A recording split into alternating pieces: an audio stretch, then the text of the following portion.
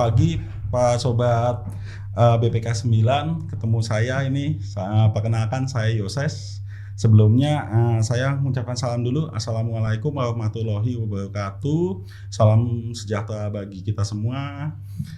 Om Swastiastu, Namo Buddhaya, Rahayu, Salam Budaya. Berikutnya mungkin pada kesempatan kali ini para sahabat BPK 9 semua bertemu dengan kita lagi nih ya. Kita menampilkan sosok istimewa ini sudah yang tidak asing lagi nih di kalangan cagar budaya terutama ini Pak Dr. Lutfi nih.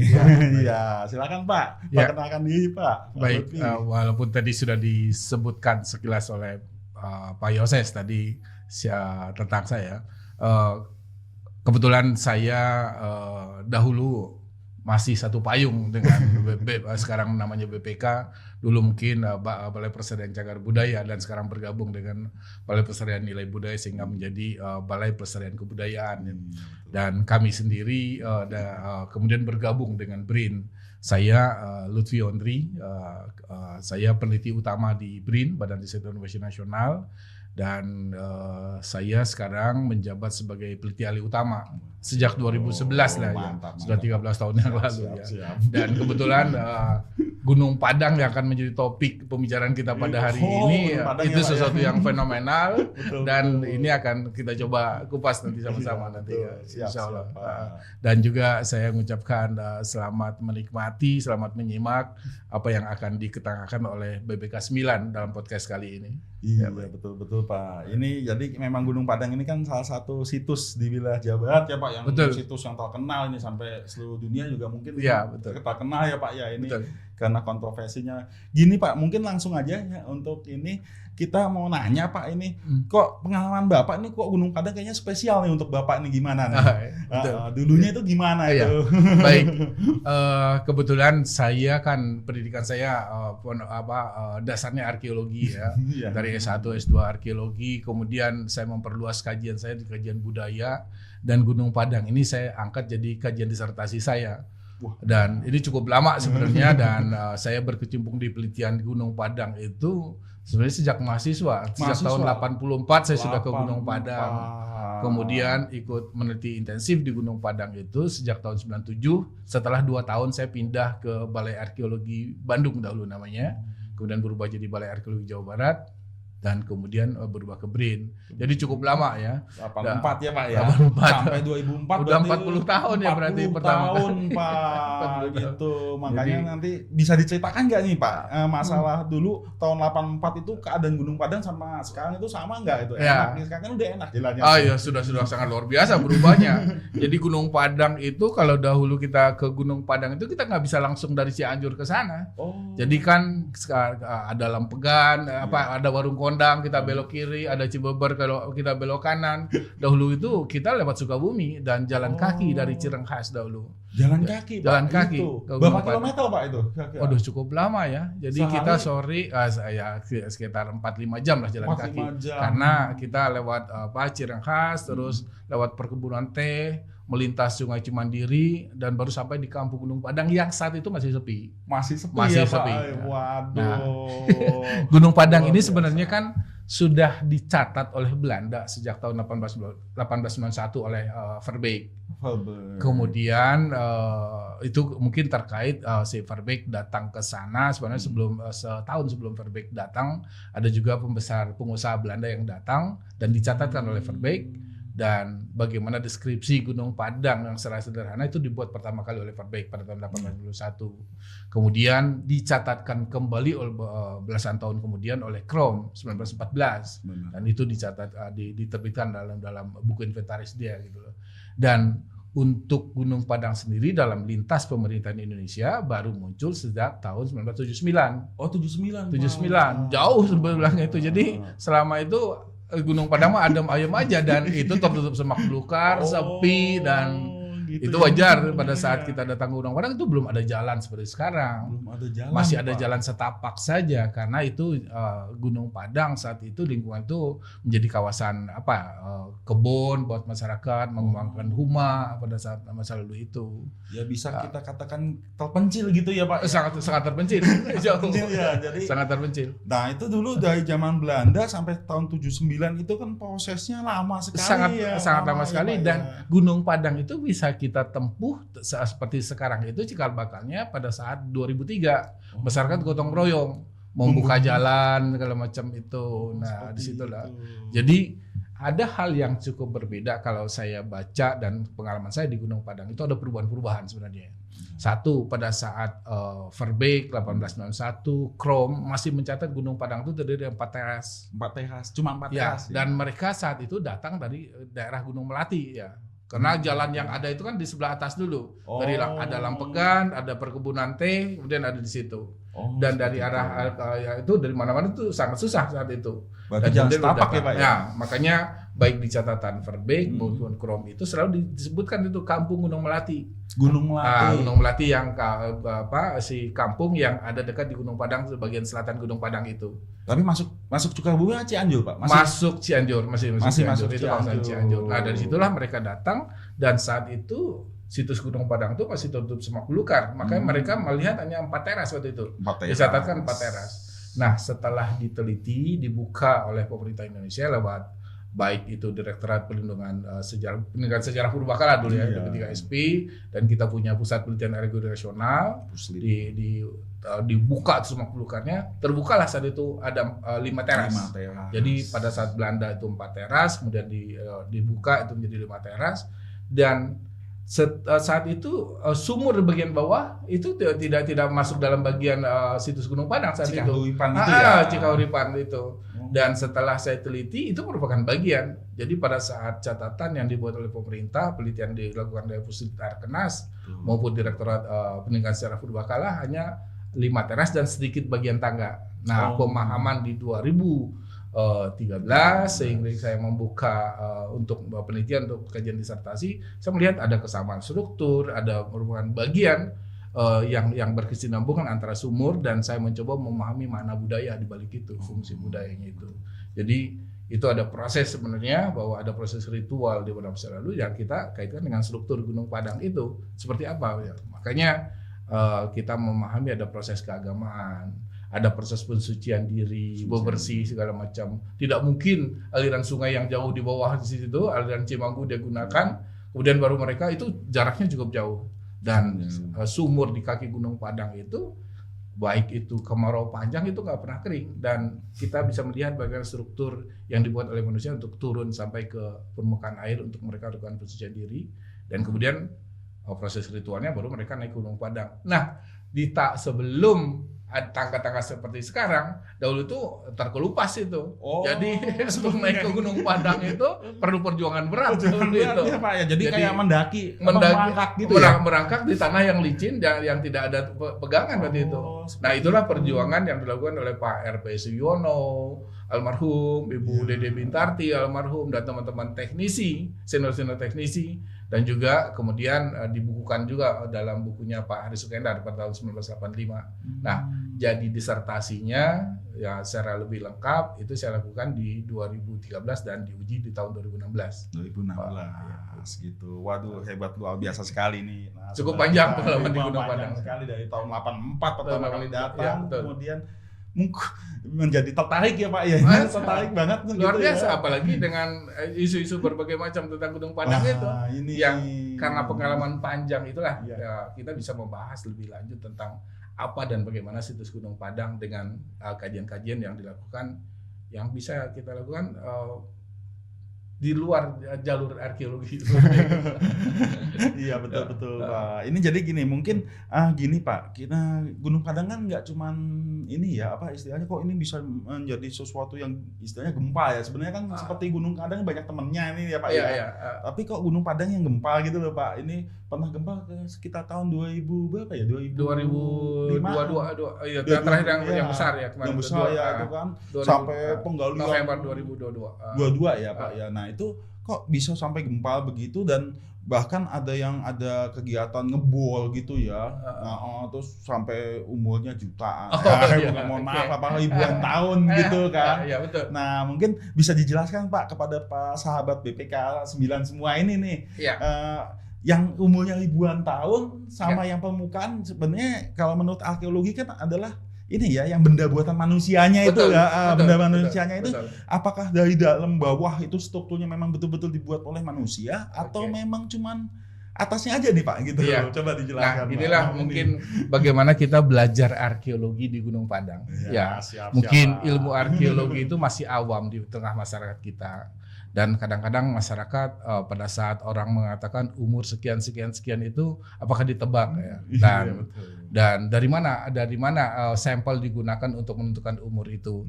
Dan inilah yang kita kembalikan sebenarnya untuk melihat berbagai isu, dikatakan Gunung Padang itu sebagai piramida tertua di dunia. Ada bangunan raksasa yang terkubur di dalam Gunung Padang umur 27.000 tahun sebelum Masehi. Itu bukan koin purba. Nah, di sini sebenarnya saya ingin mengajak sahabat-sahabat BPK 9 ataupun pemirsa yang lainnya untuk belajar arkeologi di Gunung Padang. Apa sih ilmu arkeologi itu? Ilmu arkeologi itu ilmu yang mempelajari tentang budaya masa lalu berdasarkan budaya tinggalan materinya. Jadi, kalau dia tidak ada budaya materinya, itu hanya asumsi, hanya perspection dilakukan, itu bukan penelitian arkeologi namanya. Jadi gini, contoh kasus misalnya di Gunung Padang itu dikatakan ditemukan koin purba umurnya 5.200 tahun sebelum Masehi. Itu yang pertama dulu dari benda. Itu jelas bendanya ya. Koin. Nah, dari koin itu kalau dikatakan 5.200 sebelum Masehi, di arkeologi itu ada namanya atribut. Ciri terkecil yang ada di satu benda itu. Baik itu ciri formal, bentuk dan ukuran, bahan segala macam itu terserah itu, kemudian teknologi seperti apa dia dibuat, dan kemudian gaya apa saja ornamen yang ada di benda itu. Nah, kita lihat jelas itu logam ya, bahannya logam. Tapi dikatakan umurnya itu 5.200 tahun sebelum Masehi. Nah, itu kan. Nah, kita lihat dari gayanya di situ. Ada tulisan gaya yang diwakili di koin itu adalah tulisan yang ada di situ. Di situ ada tulisan menggunakan huruf Arab dan huruf Jawa. Tulisan Jawa. Apakah 5.200 tahun sebelum Masehi sudah ada tulisan Arab yang rigid seperti itu? Apakah sudah ada 5.200 tahun itu sudah ada huruf Jawa, kalimat Jawa yang menerangkan di koin gitu ya. Kemudian yang terakhirnya ya itu yang ya. Kemudian kita lihat dari teknologi yang ada, sisa-sisa yang dimiliki oleh koin itu. Kita lihat koin itu memiliki patina. Kemudian koin itu sudah mengalami karat. Dikatakan koin berumur 5.200 tahun sebelum Masehi itu berasal dari kedalaman 11 meter. Nah, jadi pertanyaan, kedalaman 11 meter itu logam itu terkena kontak cahaya cuaca luar tidak gitu loh. Nah, kalau dia kedalaman 5 cm aja di bawah permukaan tanah, kalau dia tidak kontak dengan udara luar, itu tidak akan terbentuk patina, pasti sudah karat semua, tidak akan terlihat. Sebenarnya untuk menguji koin itu tinggal dilihat di baliknya sebenarnya bahwa biasanya koin-koin seperti itu di baliknya itu ada lambang mahkota, di sebelah kirinya itu ada angka ribuan dan ratusannya, di sebelah kanannya ada angka satuan, ada puluhan dan satuannya. Dan saya melihat koin seperti itu ya koin-koin abad ke-20, yang paling tua abad ke-19 lah gitu. Koin-koin era Belanda gitu loh. Nah, kemudian lagi yang dikatakan bahwa di dalam Gunung Padang itu terkubur piramida tertua di dunia 27.000 tahun sebelum Masehi. Nah, itu kita pertanyakan lagi, apakah pernah ada di Nusantara atau di Indonesia masyarakat membuat struktur bangunan? Apalagi dikatakan 27.000 tahun itu sudah mengenal semen purba. Ada lagi yang nyeleneh lagi bahwa di 27.000 itu atau lebih mudahnya di 22.000 dikatakan sudah ada reaktor hidroelektrik di dalam Gunung Padang. Nah, itu semua kembali pada ranah arkeologi lagi untuk mengujinya, sampel untuk pertanggalan untuk menentukan umur itu. Di arkeologi untuk menentukan umur itu kita tahu dulu budayanya.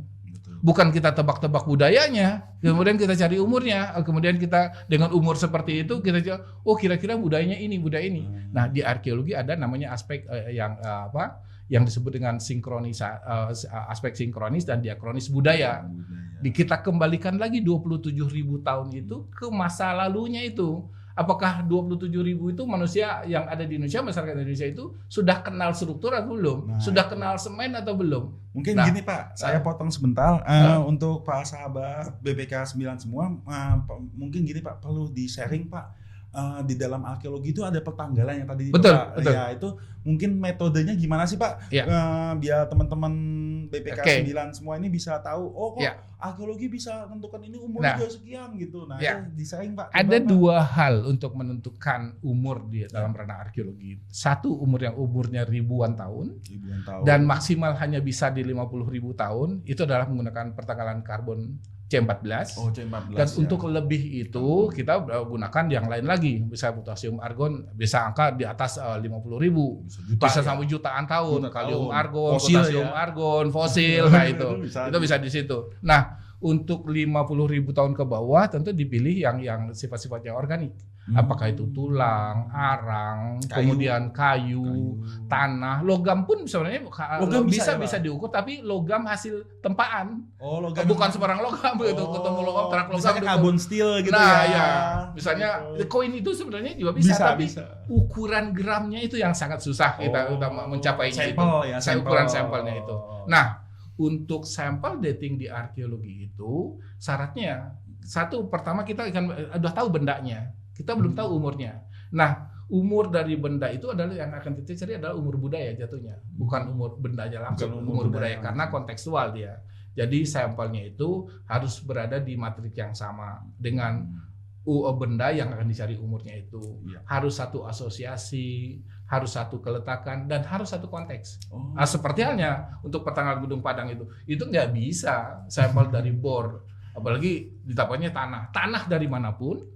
Itu bisa diukur umurnya karena dia mengandung bahan organik, ada karbonnya gitu loh. Nah, yang kita ambil yang untuk menentukan umur budaya itu adalah sampel-sampel budaya. Contohnya arang yang jelas. Ya, kalau arang itu kadang-kadang masyarakat apakah batu bara itu ke arang juga kan? Itu nggak bisa gitu. Nah, arang sisa pembakaran atau sisa makanan berasal dari tulang segala macam, jelas itu jejak aktivitas manusianya, itu baru bisa kita bawa ke laboratorium. Yang konteksnya jelas jadinya konteksnya jelas, asosiasinya jelas, keletakannya jelas, matriknya juga harus jelas. Dan tanpa penyemahan ya Pak, ya misalnya juga mungkin bisa aja dekat tempat situs itu ada misalnya saya merokok lah kasarnya bisa mencemari juga ya Pak. Betul. Nah, itu kan kenapa penelitian arkeologi itu harus dilakukan hati-hati. Dan juga kita punya standar, macam-macam standarnya. Contoh kasus misalnya pada saat ekskavasi, kenapa sih nggak boleh pakai sepatu? Nah, itu jadi standar di kita karena temuan pada saat kita ekskavasi itu bisa saja itu kulit kita kan sensitif, bisa mengenali lah paling tidak, ada sesuatu, ada yang tajam segala macam. Nah, itu kira-kira bagian dari benda-benda sisa budaya yang terdeposisi atau terpendam di lokasi penelitian kita. Kemudian rokok tadi Mas Yose sampaikan itu, kenapa nggak boleh asap rokok segala macam itu? Jangankan asap rokok dipegang aja nggak boleh, karena kita harus menggunakan bahan yang steril. Karena untuk pertanggalan C14 itu untuk mendapatkan hasil yang maksimal kita harus menghindari berbagai kontaminasi. Asap rokok kita harus menjadi sampel yang tidak terinfeksi oleh akar tanaman gitu segala macam.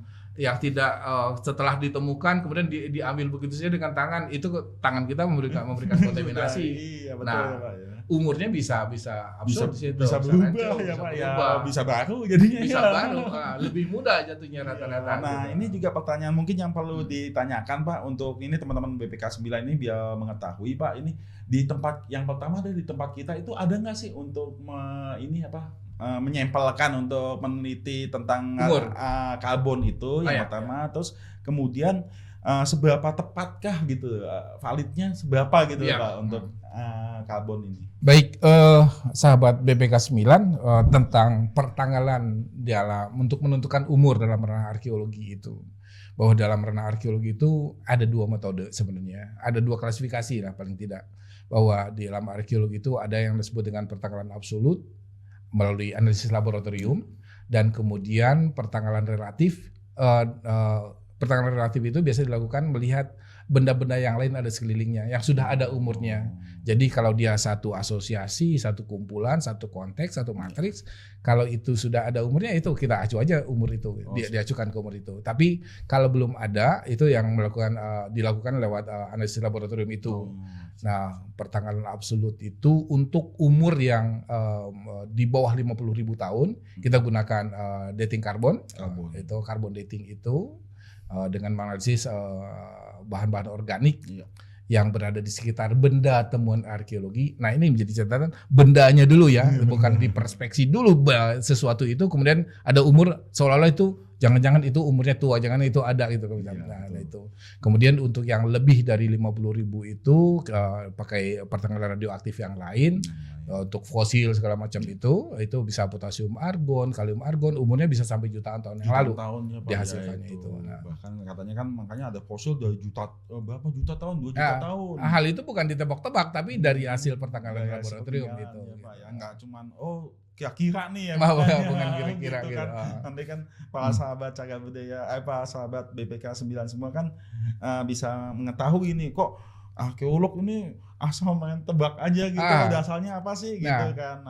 Begitu juga dengan pertenggalan situs Gunung Padang itu, struktur punden berundak itu. Saya mencari sampel-sampel yang bisa digunakan dengan syarat itu tadi, bahwa sampel itu harus satu matriks dengan struktur punden berundak Gunung Padang, harus satu asosiasi dengan struktur punden Gunung Padang itu, kemudian satu keletakan dan satu konteks. Nah, saya dari ekskavasi itu saya dapatkan itu arang-arang hasil sisa budaya masa lalu itu. Didapatkan, Pak. Di teras berapa Pak itu? Nah, itu saya dari ekskavasi saya di teras 1, 2, 3, 4, 5 saya nggak dapatkan sampel arang, dan karena tanahnya cukup tipis di situ sudah lapisan alamiahnya. Dan di situ saya mendapatkan umur untuk teras 1 itu sekitar 117 tahun sebelum Masehi. 117 tahun sebelum Masehi. Dan di teras 4 itu dekat dengan teras 5 itu saya dapatkan umur dari analisis laboratorium C14 itu sekitar 45 tahun sebelum Masehi. 45 tahun sebelum Masehi.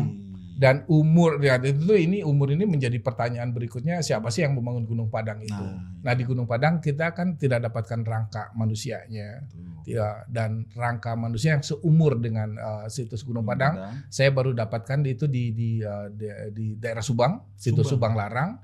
Itu manusia dengan jejak Austronesia, ada budaya logamnya, ada manik-manik segala macam, ada tembikar silip merah, itu umurnya 45 tahun sebelum Masehi. Sebelum Masehi, 45 tahun sebelum Masehi ya Pak. Berarti kalau sebelum sekarang kita tambah berapa? 2000 ya?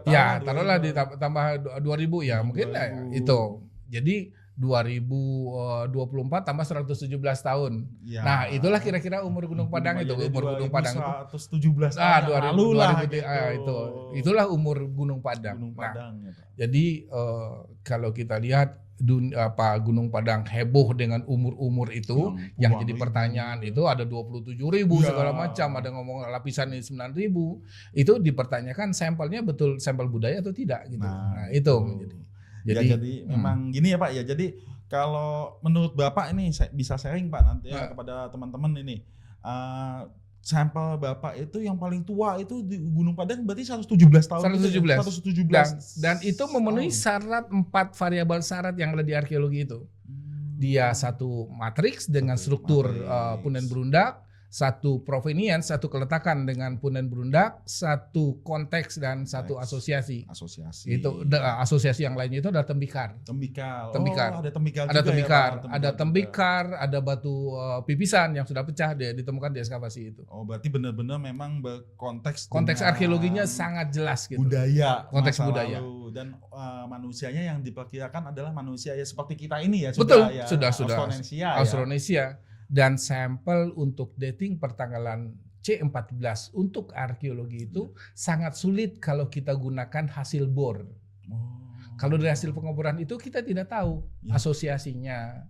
Matriksnya mungkin tahu ya, tapi dengan benda apa dia dengan satu matriksnya? Di dalam ya Pak. Jangan kan yang kita lihat kasus di Gunung Padang itu, jangan-jangan itu struktur. Padahal kalau dalam arkeologi struktur itu ditemukan dahulu, jelas fisiknya, makanya we are not digging up things but people. Bendanya itu dulu yang ditemukan oleh arkeologi, kemudian untuk mencari umurnya.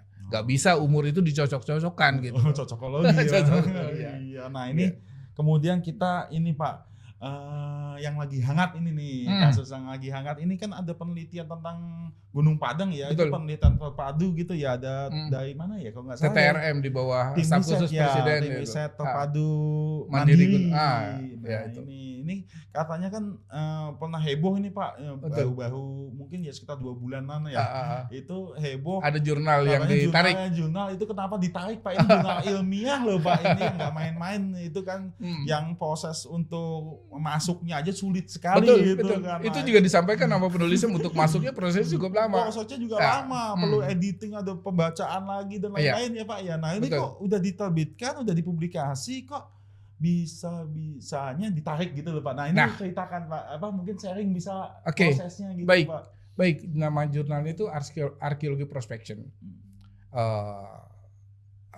Jadi menduga duga-dugaan tentang arkeologi yang kemudian diinterpretasikan itu ranah sebenarnya lingkup di jurnal itu. Itu. Kemudian betul itu tidak hanya heboh setelah jurnal itu terbit, sebenarnya sudah heboh sejak 2012. Oh begitu. Jadi penelitian kebetulan saya dulu diminta sebagai tim pengarah penelitian itu dan saya nggak mau karena tujuannya udah lain gitu loh. Dan teman-teman yang terlibat di tim itu, contohnya arkeolog ada terlibat di situ yang dari Universitas Indonesia itu. Pertama sebelum terlibat dia sudah menduga yang tidak sebenarnya tentang penelitian itu. Tapi saya nggak tahu kenapa dia juga melebur di penelitian itu. Nah kemudian kita analisis penelitian mereka. Teknik penelitiannya sangat bagus semuanya. Teknologi modern digunakan semuanya. Tapi ada teknologi modern yang tidak cocok digunakan untuk penelitian arkeologi. Yaitu untuk menduga apa sesuatu yang ada di dalam Gunung Padang itu. Mereka melakukan penelitian tomografi dengan peledakan.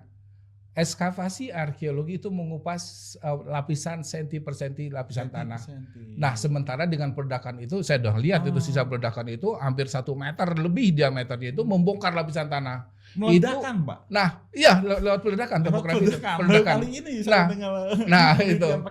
Nah itu dia, seharusnya arkeolog yang terlibat di tim itu disuruh melarang. Meluruskan penelitian arkeologi seperti apa harus dilakukan.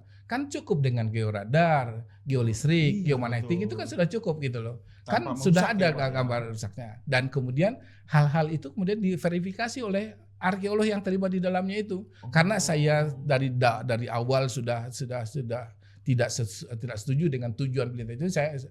Walaupun saya didudukan sebagai tim pengarah, saya nggak mau duduk dalam tim itu gitu. Dan kemudian saya lihat yang dihebohkan dalam jurnal itu dengan ditarik. Sebenarnya itu kan reputasi yang dipertaruhkan oleh jurnal itu sebenarnya. Kenapa tulisan itu bisa diterbitkan? Dan setelah terbit, kenapa banyak klaim gitu loh. Dan ini sebenarnya ada kesalahan dari reviewer. Oh gitu. Karena ini jurnalnya arkeologi, harusnya didudukan dulu permasalahan arkeologinya. Bukan prospeksinya yang dilakukan. Jadi dalam penelitian yang dilakukan oleh TTRM itu, kemudian di sananya ada geolog senior di situ, yang dibutuhkan oleh arkeolog dalam ranah arkeologi itu adalah geoarkeologi analisis, bukan geoarkeologi prospection. Contoh kasus, kenapa dia sampai berani membuat tulisan seperti itu dengan bangga dengan dating yang dia lakukan itu. Datingnya, sampelnya saya dipertanyakan. Jadi saya dengan teman di Amerika, dengan Hari Sofyan, saya kebetulan diajak diskusi membuat kanal YouTube juga, itu konten juga. Kita bahas itu. Yang menjadi masalah krusial adalah satu, ada piramida tertua di era prasejarah umur 27.000. Kalau di dalam itu terbolak-balik ada di lapisan 16.000, 9.000, enggak ada konsistensi di situ. Yang dipertanyakan itu sampel itu, umurnya itu apakah betul ada di 27.000 itu budaya piramid kemudian terkubur di dalam Gunung Padang itu. Kita lihat sampelnya itu. Dan saya sudah hasil dating itu sebenarnya sudah publish di 2012, disampaikan di berbagai presentasi, kemudian dipublish di 2018 dalam bentuk leaflet kalau nggak salah, poster, kemudian baru 2023 itu terbit gitu kan di jurnal itu, jurnal Archaeology Prospection itu. Dan kita melihat ini datingnya itu kan dari Beta Lab. Iya. Itu kita lihat itu terbolak-balik itu. Si angka yang keluar itu. Ya, betul semuanya sampel tanah. Kemudian di 2012 itu disebutkan sampelnya tanah gitu. Sampel tanah. Kemudian di jurnal ini dibuat lagi nama bahwa seolah-olah itu betul-betul tanah berasal dari kaitannya dengan budaya gitu. Itu enggak itu. Dan dari angka-angka dari masing-masing posisinya itu terbolak-balik. Ya saya waktu di 2012 sudah sampaikan yang Anda dating itu adalah bagian lereng tanah longsor. Saya bilang. Tanah longsor. Jadi kalau di ranah geologi itu ada hukum superposisi namanya. Ya. Itu yang diadopsi juga oleh di lingkungan arkeologi. Superposisi itu, hukum Steno itu semakin jauh dari permukaan tanah semakin tua dia. Jadi dia konsisten itu semakin tua kalau dia in situ. Ya. Nah, pertanggalan di Gunung Padang itu yang dibawa ke Beta Lab Amerika itu dari hasil pertanggalan terbolak-balik. Contoh kasus kita bisa lihat kedalaman 3,5 meter dengan 4 meter. Ya. Kenapa kedalaman 3,5 meter lebih tua dari kedalaman 4 meter? Artinya itu longsor gitu. Ya. Terbolak-balik Jadi belum gitu. tentu yang bawah itu lebih tua ya Pak ya. Nah, Ada itu yang atas di ya, sana belum tentu dapatnya. juga. Kalau dia hukum superposisi, hukum Steno itu dia konsisten dia makin tua, makin Iya. bawah. Sebenarnya jejak bahwa terbolak-balik itu di Gunung Padang bisa kita lihat sebenarnya. Bisa. Pada saat kita naik ke tangga itu ada dinding sebelah itu, Iya. kita bisa melihat itu tanah dengan lapisan putih, hitam. Kalau hitamnya di bawah, putihnya di atas itu artinya udah terbalik. Terbalik. Ya karena dia longsor turun. Nah, dating yang dilakukan itu bukan dating budaya dan tempat penemuannya itu juga dari hasil boring itu juga tidak mengikuti hukum superposisi. Begitu. Nah, makanya itu kemudian Makanya kenapa isi tulisan itu kemudian diinvestigasi seiring dengan penjelasan yang dilakukan oleh berbagai ahli di dunia, termasuk saya juga diwawancara, dan akhirnya diputuskan itu artikel itu tidak layak untuk diterbitkan karena sampel banyak anomali-anomali yang di luar dari ranah arkeologi sebenarnya. Jadi bisa dikatakan kepada sahabat BPK 9 semua mungkin gini Pak. Jadi apakah berarti ini ya Pak yang 27.000 tahun itu adalah bukan umur budaya, bukan. Tapi umur tanah. Umur tanah, umur geologi boleh, umur lapisan geologi, tanah. Umur lapisan tanah nah, ya. bukan lapisan budaya. Bahkan mungkin di halaman kita aja kalau kita ambil sampel gitu, mungkin kalau ini tanah kita kebetulan diambil dari tempat tertentu yang umur geologinya tua, mungkin bisa umurnya 30.000 tahun. Bisa seperti itu. Bisa di rumah tahun, di rumahnya di lahannya Kang Yose sekarang tinggal, betul. dibuat rumah, dibor tanah di bawah, dapat umur. Apakah itu umur budayanya? Nah, itu. kembali lagi jadi diskusi kita untuk bagian bawah lapisan tanah Gunung Padang itu, di bawah permukaan Gunung Padang itu semuanya itu geologi, itu proses geologi. Jadi merupakan bawahnya proses geologi yang berasal dari aktivasi gunung api di masa lalu. Gunung api purba. Makanya ya? kemudian disebut sebagai gunung api purba. Nah, yang menelitinya sudah cukup banyak geolognya, baik ahli gunung api purbanya sendiri, ada Profesor Sutino Bronto, kemudian ada ahli geologi yang lain Pak Dani Zulkifli Herman, hebat Pak Sujatmiko di Batuan, Pak Budi Permantio almarhum, sudah banyak dan mereka membantah itu semua. Gitu. Jadi memang intinya gitu. Jadi di dalam itu sebenarnya adalah proses geologi, kolumnar join ya. Nah, itu ya dari gunung api purba itu terbentuk kolumnar join. Kolumnar join itu terbentuk jutaan tahun yang lalu. Dari hasil analisis Pak Sutino Bronto di 5.850 pernah rubuh, pernah longsor. Kemudian baru datang manusia sekitar 117, mungkin 200-an mungkin ya. Karena konsep budaya itu kan biasanya setelah mereka tinggal ajak baru mereka membuat struktur untuk upacaranya. Dan terkait dengan migrasi Austronesia di wilayah barat Indonesia itu angkanya nggak tua-tua amat. Paling tua tuh diperkirakan oleh Pak Lahari sekitar 500 tahun sebelum Masehi. Tapi kita belum dapat itu umur seperti itu. Abad 5 belum ada ya, abad 5 sebelum Masehi. Ya, 5 abad sebelum Masehi itu belum ada dan kita belum dapat umurnya. Mungkin situs pasir angin salah satu yang diprediksi di umur itu. Tapi itu pertanggalannya plus minusnya masih besar gitu kan gitu. Nah, ini Pak, untuk para sahabat BPK 9 semua perlu mengetahui nih Pak, manusia tertua di Jawa Barat itu ada di mana sih Pak ini? Oke. Dan umurnya berapa sih gitu loh. Nah, Yang dikaitkan dipertanyakan manusia tuh begadang, ya. manusia tertua di Jawa Barat itu Iya. apakah manusia Homo sapiens, Homo erectusnya atau Homo sapiens? Sapiensnya mungkin Nah, ya. Kalau Sapiensnya. Homo sapiens sementara yang tertua kita dapatkan di Gua Pawon. Gua Pawon. Gua Pawon itu kita sudah temukan 7 rangka manusia, 7. umurnya 5.600 sampai sekitar 12.000 tahun yang lalu. 12.000 tahun yang Yang lalu. tertua.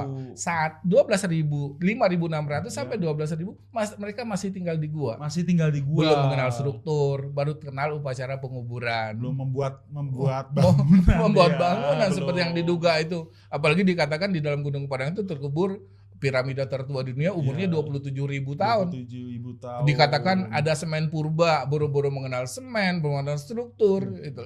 Kalau erectus Pak, erectusnya? Nah, erectus kita punya di Tambak Sari, Ciamis. Ciamis. Itu umurnya sekitar sementara itu di sekitar 600.000 tahun yang lalu. 600.000 Itu tahun. baru ketemu satu giginya. Oh, cuma satu gigi Satu ya Pak gigi, ya. ya, itu. Jadi mungkin kalau mungkin bisa dikasih pemahaman Pak ketika mungkin kalau 27.000 tahun alam Jawa Barat ini seperti apa sih Pak? Kalau Sudah kita, seperti ini. oke. Apa Kita bagaimana? kembalikan. Ini Iya. analisis geologi Iya. lagi kita bisa Iya. acu bahwa ada perubahan garis pantai di bagian utara. Hmm. Pada saat Gua Pawon itu hadir sekitar 12.000 tahun yang lalu itu pantai yang ada di sekitar Jawa Barat itu berada di sekitar Subang. Oh, Subang Kota. Di Subang situ Kota. Jadi Subang Kota itu laut di sekitar dulu 12.000 laut itu. ya, Nah. 27.000 tahun.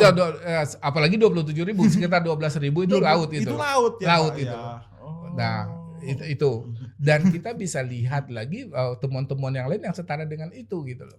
Jadi contoh kasus di 5.600 atau di 7.300 tahun yang lalu itu manusia masih tinggal di gua. Tidak hanya Gua Pawon, ada temuan terbaru juga di Jawa Barat. Oh iya. Ada Gua Aul di Ciamis. Oh. Walaupun itu belum didating, tapi dari kesamaan unsur budaya, perilaku menguburkannya itu.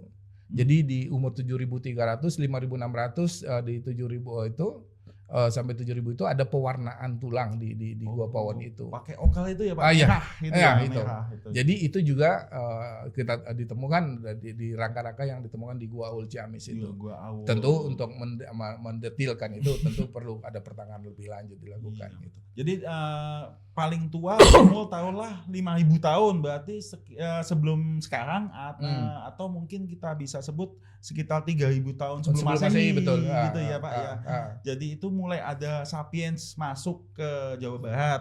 Di 12.000 sudah ada. 12.000 sudah ada. Berarti Dan 10 mereka tahun masih ya. menggunakan gua sebagai tempat hunian dan mereka masih berburu dan mengumpulkan makanan, belum mengenal api di 12.000 itu, dan mereka belum mengenal upacara membuat struktur bangunan untuk kalau untuk di upacara. sekolah zaman dulu saya mungkin di SMP mungkin masih zaman batu atau mesolitikum gitu Ya, ya, zaman betul, dulu betul. ya Mesolitik itu ya. Mesolitik atau Preneolitik istilahnya. Preneolitik kalau sekarang yang disebut itu. Jadi kenapa di situ dikatakan si Preneolitik ada perubahan bentuk alat-alat batu yang digunakan. batu. Jadi yang paling tua itu kan Paleolitik. Iya. Dengan umur itu. Kemudian ada perubahan pola hidup. Jadi di Paleolitik itu kira-kira manusianya melakukan aktivitas berburu dan mengumpulkan makanan. Tapi di Preneolitik itu masih aktivitas itu dilakukan, tapi alat-alat yang mereka gunakan sudah lebih kecil, lebih maju dari sisi Lebih penggunaan, bagus gitu lebih ya, Pak. bagus Iya, itu. lebih bagus. Jadi pada saat di Paleolitik itu mereka hanya memangkas sederhana. Iya. Dan di Preneolitik itu sudah menggunakan juga alat-alat berasal dari bahan tulang, dari kerang. Jadi ada penambahan teknologi di situ. Ya. Nah, di Gunung Padang Betul, sendiri betul. mungkin dari Neolitik ya Pak, berarti Neolitik. Saya tidak berani menyampaikan itu. Ke situ ya. Paling itu di era paleometalik. Oh, jadi sudah mungkin Sudah logam. di akhir masa prasejarah udah logam. Oh, jadi mungkin bisa disebut protohistori Pak, seperti itu? Iya betul sorry itu. Protohistori, Jadi ya. pada saat itulah muncul kegiatan upacara pemujaan leluhur. Oh, Itu yang seperti dibawa itu. oleh kelompok Aus Indonesia itu. Mereka mendirikan menhir, mereka membuat dolmen untuk penguburan, mereka membuat punden berundak untuk pemujaan. Nah, kenapa itu ada di puncak-puncak bukit desa itu? Itu yang ditafsirkan oleh Pak Misalnya Walsh itu di tahun 53 juga menyebutkan itu sebagai All Asiatic Religion itu, pemujaan leluhur itu. Jadi mereka bangun di puncak-puncak bukit itu tujuannya adalah karena mereka menganggap puncak-puncak tertinggi itu sebagai tempat bersamanya leluhur gitu. Oh, Dan itu diarahkan lagi ke puncak-puncak yang lebih tinggi lagi. Makanya wajar kalau kita lihat sekarang berbagai situs pemujaan leluhur itu atau disilahkan megalitik oleh teman-teman yang lain, karena saya ingin membawa perubahan di situ bahwa tidak semuanya terbuat dari batu besar. Oh. Di Kalimantan juga kayu juga ada. Jadi misal kalau megalitik litik itu kan batu gitu. Sebenarnya litik batu. Padahal batu kecil juga ada gitu kan. Bahkan gitu. kayu ada ya Pak. Kayu ada. Kayu ada. Kalau kayu kan nggak bisa disebut litik kan. Iya betul. Jadi yang dibawa oleh Austronesia ke Nusantara itu adalah konsep pemujaannya itu. Nah, visualisasinya itu yang disebut dengan culture is man adaptive system. Dia menggunakan sumber-sumber daya alam yang ada di lingkungannya itu. Ya. Kalau batu ya dia gunakan batu, kalau adanya kayu mereka gunakan kayu gitu. Jadi, kalau batu besar mereka gunakan, batu kecil mereka gunakan gitu. Ada batu mungkin dengan bahan yang lain ya Pak yang bisa digunakan gitu. Ya. Jadi memang dan bahkan di masyarakat tradisional, contoh kasus yang merupakan bagian dari masyarakat Austronesia yang berkembang dan masih ada di Indonesia, contoh suku-suku terasing, ada Mentawai, ada Dayak, ada Sakai, Anak Dalam. Mereka kok nggak membuat monumen, padahal mereka bagian dari Austronesia. Jadi pemujaan pun bisa melukan hanya simbol saja. Simbol. Nah, makanya di Tatar Sunda berkembang lagi istilah-istilah yang disebut dengan kabuyutan itu. Karena tujuannya adalah pemujaan leluhurnya tadi. Ya, jadi mungkin Gunung Padang nggak sendiri ya Pak ya. Ini mungkin di tempat-tempat lain, mungkin di Jawa Barat ini banyak sekali yang mungkin mirip dengan Gunung Padang ya Pak ya. Ada Menhil, mungkin di atas asal. Punden Berundaknya pun ada di tempat yang lain. Gitu kita ya, punya situs-situs yang lain. Contoh misalnya ada yang simpulan bahwa kenapa tidak ditemukan manusia di sekitar Gunung Padang. Mereka eksodus karena bencana. Itu klausul yang frase yang sering dikembangkan itu. Ada bencana. Ya, karena si Gunung Padang kan dilalui oleh 2 sesar aktif, Cikondang dan Cimandiri. Dan terakhir itu kan gempa besar. Dan cukup menariknya pada saat gempa besar di akhir 2022 kalau nggak salah itu, Gunung Padang itu nggak tergoyahkan oleh gempa, tapi rumah-rumah penduduk hancur segala macam itu. Dan tourism center di Gunung Padang juga itu. Dan di situ sebenarnya kita bisa menarik kesimpulan bahwa bagaimana arifnya masyarakat masa lalu nenek moyang kita di Tatar Sunda membangun tempat-tempat upacaranya walaupun di daerah rawan bencana, tapi mereka sudah bisa menerapkan pengetahuan tradisional kata orang sekarang. Sebenarnya itu udah pengetahuan yang luar biasa. Padahal dia tidak menggunakan bahan perekat. Padahal batunya itu berbagai macam sisi yang gampang goyang-goyang gitu. Tapi mereka sudah bagaimana mengantisipasi daerah lereng, kemudian mereka susun batu itu untuk pembangunan Punden Berundak itu. Punden Berundak bukan piramid ya. Gitu. Punden ya Pak ya, bukan piramid ya Pak. Nah itu mungkin Pak sahabat ini BPK 9 semua perlu yang diketahui adalah itu sebenarnya apakah bedanya nanti piramid atau punden. Gitu, karena memang ambil sama gitu ya. Kadang-kadang orang menyamakan, padahal itu berbeda jauh gitu. Konsepnya beda. Konsepnya gitu, berbeda. Dan mungkin ya memang kearifan lokal ya Pak, ternyata kearifan nenek moyang kita dulu itu ternyata sudah sangat istilahnya bersatu dengan alam. Betul. Gitu ya Pak ya. Dan mereka sudah punya pengetahuan yang luar biasa bagaimana mengantisipasi dan bagaimana mengkonsolidasi dan menyusun struktur supaya dia tahan lama. Tahan lama ya Pak. Jadi malah mungkin yang bisa teman-teman sobat BPK 9 semua ini ketahui bahwa memang sebenarnya ada harta karunnya itu bukan emas ya Pak ya. Bukan. Tapi ilmu pengetahuan yang diwariskan dari nenek lokal moyang kita. Lokal jenius ya Pak berarti ya itu. Jadi kita memang selama ini kan harta karun itu pasti uang terus emas mungkin ya. Makanya saya katakan Punden Berundak Gunung Padang atau situs Gunung Padang itu sebagai mahakarya nenek moyang di Tatar Sunda. Kenapa?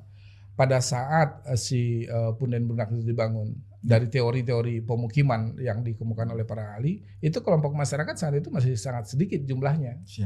Antara 75 sampai 100 orang kalau Ebi Loeb sampaikan gitu. Tinggal di lereng-lereng perbukitan, membentuk hunian yang mengikuti lereng itu, berundak-undak juga. Dan kalau di sekitar Gunung Padang itu kan ada Kampung Gunung Padang atau Gunung Karuhun di situ. Tanda tanya itu apakah di situ pemukiman masa lalu itu kemudian pindah gitu loh. Dan kalau kita lihat lagi, kita kalkulasi kalau jumlahnya 100 orang, tentu kita bisa menghitung berapa dewasa, berapa anak-anak gitu ya. Berapa orang yang bisa mampu untuk mengangkat batu dan memindahkan batu dan kemudian menyusun jadi Punden Berundak itu. Iya, betul. Nah, Jadi dari karbon dating pertengahan C14 yang saya lakukan di Gunung Padang itu, saya melihat bahwa Gunung Padang itu menyimpulkan Gunung Padang itu tidak dibangun di satu masa, ada lintasan waktu. Paling tidak di antara 117 tahun sebelum Masehi sampai 45 tahun sebelum Masehi. Jadi paling enggak ada 3 generasi yang membangun itu. Kalau kita bandingkan dengan perubahan generasi yang umurnya rata-rata satu generasi kan sekitar 25 tahun. Itu kan hampir 70 tahun ya bedanya itu. Dan itulah yang membangun Gunung Padang itu bertahap.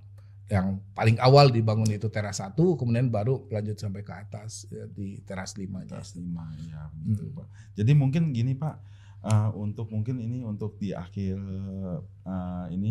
perbincangan kita ini Pak, mungkin untuk pelestarian Gunung Padang ini Pak, ke depannya ini Pak, mungkin tadi sudah disampaikan nilai-nilai luhur, nilai-nilai mungkin bisa nggak ini dijadikan nilai-nilai universal luar biasa gitu loh untuk pengajuan kita. Mungkin Jawa Barat ini kan perlu berbangga dengan mahakarya nenek moyang ini, betul. Nenek moyangnya gitu loh. Bisa nggak kita misalnya juga mungkin ke depannya kita mau mengajukan ini sebagai salah satu peninggalan warisan dunia gitu loh Pak untuk Gunung Padang gitu, misalnya dengan adanya nilai-nilai universal luar biasa atau OUV ya outstanding value-nya itu. Gitu. Mungkin bisakah seperti itu Pak ke depannya seperti itu? Iya. Sebenarnya hal itu sangat terbuka sangat terbuka. Kita bisa tarik kesimpulan itu pada saat kita melihat banyak kunjungan warga asing mancanegara yang datang ke Gunung Padang gitu. Selalu pada saat kita diskusi atau wawancara dengan mereka katakan amazing, wow, wonderful, wow, amazing gitu, luar biasa itu kata. Dan kata-kata itu yang perlu dicerna kembali, luar biasanya di mana dalam menurut mereka itu. Karena ini kan standar yang universal itu otomatis kita harus membuka keluar ya. Iya, betul. Dia bisa melihat bagaimana strukturnya, bagaimana itu dihasilkan, dan kemudian bagaimana hal itu dipelihara oleh masyarakat sampai sekarang. Itu yang itu kan. Kan kembali lagi pada saat OUV itu dikembalikan lagi kepada pemerintah lokal itu. Bagaimana kita memeliharanya.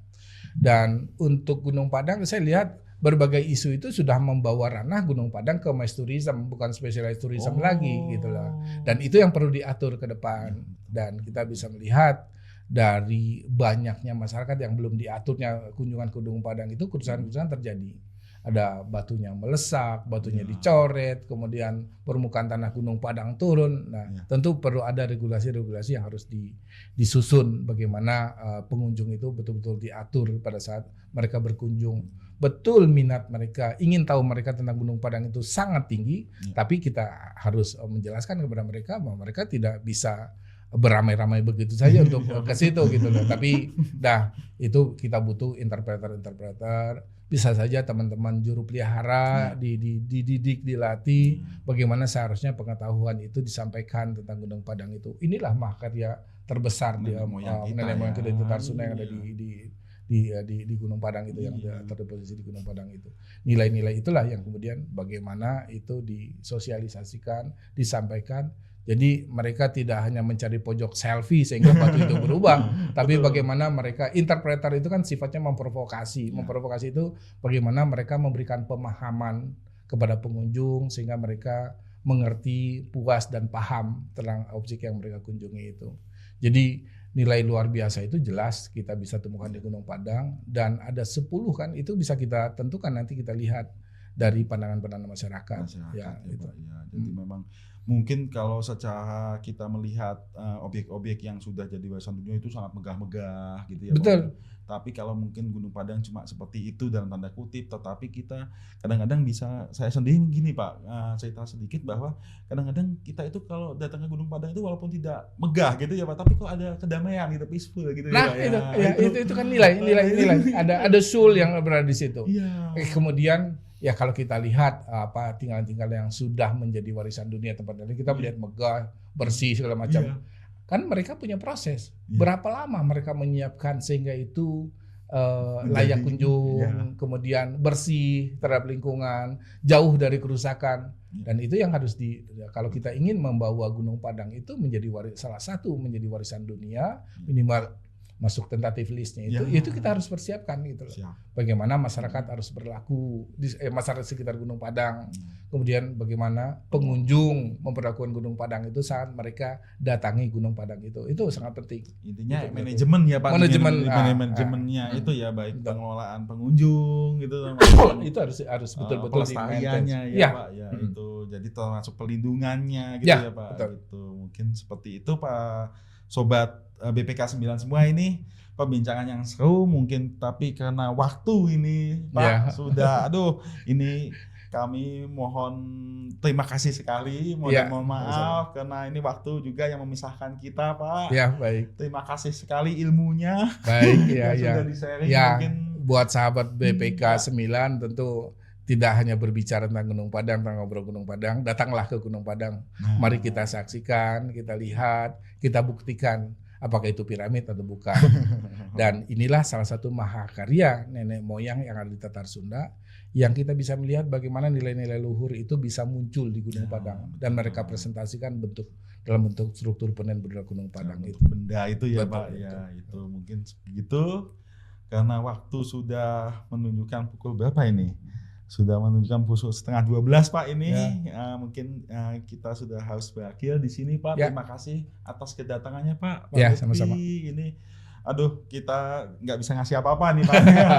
Ya, berbagi pengetahuan itu bagian yang sangat penting. Iya, yang Oke, penting siap. kita bisa sharing ilmu lah Ya. kepada para sobat BPK 9 semua Ya. gitu. Di samping kita memperkenalkan ilmu arkeologi gitu Iya, tentang betul. bagaimana arkeologi itu bekerja dan apa saja yang menjadi patokan Iya, jadi- sehingga kita bisa mempresentasikan budaya masa lalu itu Iya, sobat- sesuai sobat dengan masa dan budaya. Cagar budaya juga BPK 9 juga bisa tahu ini Iya. gimana. Ini kok Gunung Padang ini kok seperti ini dan lain-lain. Iya. Jadi bisa mungkin terbuka wawasannya dan mau mengunjungi otomatis Betul, seperti betul. itu. Mungkin begitu Pak karena waktu sudah menunjukkan pukul 11:30. Ya. Kami tutup gitu. Wassalamualaikum warahmatullahi wabarakatuh. Waalaikumsalam warahmatullahi wabarakatuh. Om Santi Santi Santi Om.